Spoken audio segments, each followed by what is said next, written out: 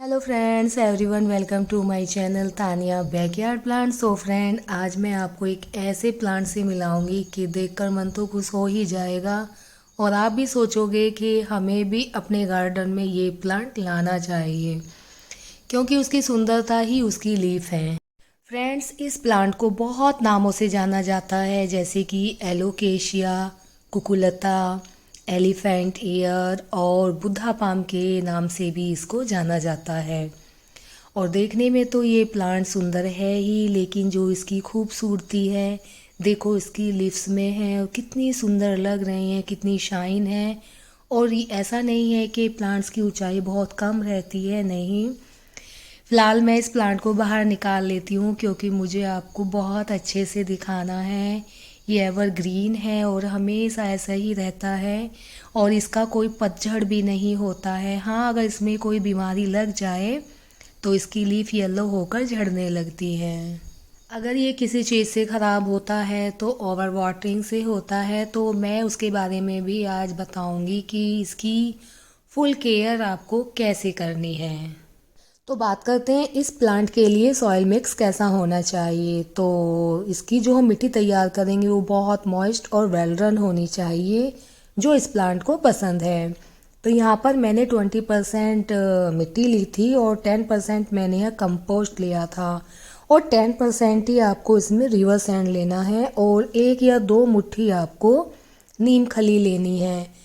तो ये मिक्सर आप तैयार करके इस प्लांट को लगाएं और फिर देखना ये आपका प्लांट इस तरीके से हेल्दी और बहुत ही अच्छे से इसकी ग्रोथ हो जाएगी। और आप देख रहे हैं इसमें छोटे छोटे बेबी प्लांट निकल रहे हैं। अगर हम चाहें तो इन्हीं प्लांट से इन्हें प्रोपोगेट करके भी हम बहुत सारे पॉट तैयार कर सकते हैं। वैसे तो इस प्लांट को आप किसी छोटे भी पॉट में लगा सकते हैं, प्लांटर में लगा सकते हैं स्टार्टिंग में, लेकिन उसके बाद जब ये प्लांट बड़ा हो जाता है, आप नीचे से देख रहे हैं इसकी जो लीफ फटती रहती हैं, जो नीचे से आप ये ब्राउन कलर की इसकी स्टेम देख रहे हैं, थोड़ी थिक हो जाती है, मोटी हो जाती है, तो इतना अच्छा ये प्लांट नहीं लगता है। और मैं क्या करती हूँ, जब ये प्लांट काफ़ी बड़ा हो जाता है तो मैं ऊपर से कट कर देती हूँ और फिर नीचे से छोटे छोटे प्लांट निकलते हैं और वो फिर इस तरह से इतने बड़े हो जाते हैं, तो वो बहुत सुंदर लगते हैं। चलिए मैं आपको एक बात और बता देती हूँ, इस प्लांट को एलिफेंट ईयर क्यों कहा जाता है। आप इसकी लीफ देख रहे हैं, बिल्कुल एलिफेंट के ईयर की तरह होती है, तो इस प्लांट को भी इस नाम से जाना जाता है। अब बात करते हैं कि इसमें कौन सा खाद लगाना चाहिए। वैसे तो इसमें बनाना पिल बेस्ट होता है, और आप अभी फ़िलहाल 1-2 बार इसमें बनाना पिल अगर डाल देंगे तो इसकी ग्रोथ बहुत अच्छी हो जाएगी। उसी पॉट में से मैंने छोटे 2 प्लांट निकाल कर इस छोटे पॉट में लगा दिए थे। अभी ये बहुत छोटा है लेकिन बहुत हेल्दी है और देखो बहुत सुंदर तो लगता ही है। इस पोट में आप देख रहे हैं सेरेमिक का पोट है, बहुत छोटा सा है, राउंड शेप में है, ज़्यादा इसकी ऊंचाई नहीं है, लेकिन देखिए कितना सुंदर लग रहा है। और इसमें भी काफ़ी छोटे छोटे बेबी प्लांट निकल आए हैं। अब बात करते हैं इस प्लांट की सनलाइट की। तो इसे ब्राइट सनलाइट ज़्यादा पसंद है और डार्क सनलाइट इसको पसंद नहीं है। आप देख रहे होंगे कि ये यहाँ तेज़ धूप में रखा हुआ था तो इसकी लीफ थोड़ी येलो है, और आपने वो मेरा दूसरा प्लांट भी देखा होगा जो कि ब्राइट सनलाइट में रखा हुआ है, उसकी लीफ एकदम ग्रीन और उस लीफ पर साइन भी है, और आप ये देख रहे हैं इस लीफ पर कम साइन है। मैं हमेशा से ही 2 प्लांट तैयार करती हूँ, एक ब्राइट सनलाइट में रखती हूँ, एक डार्क सनलाइट में रखती हूँ, क्योंकि मुझे भी तो दिखाना होता है कितना फ़र्क होता है, उस प्लांट पर शाइन होती है नहीं होती है, ग्रीन रहता है कि नहीं रहता है, बहुत फ़र्क होता है। अगर ये प्लांट्स ब्राइट सनलाइट का है तो हमें ब्राइट सनलाइट में ही रखना है। आप खुद ही देख सकते हैं, हल्की सी शाम के टाइम इसमें 1 से 2 घंटे की धूप आती है, वो भी बहुत ब्राइट तेज नहीं होती है। तो देखो इस लीफ पर कितनी शाइन है और ये कितना हेल्दी प्लांट है। और आप देख भी रहे होंगे कुछ लीफ में इसकी में छेद हो रहे हैं, तो पता नहीं गिलहरी आती है। और मेरे कुछ प्लांट्स की जो लीफ है उनमें इस तरह से ही छेद किए हुए हैं। मैंने बाहर की साइड तोरी की बेल भी लगाई हुई थी, उसको भी काट दिया है पता नहीं क्या कर रही है। अब तोरी आने वाली थी, फूल आ रहे थे तो उसने नीचे से उसे कट कर दिया है।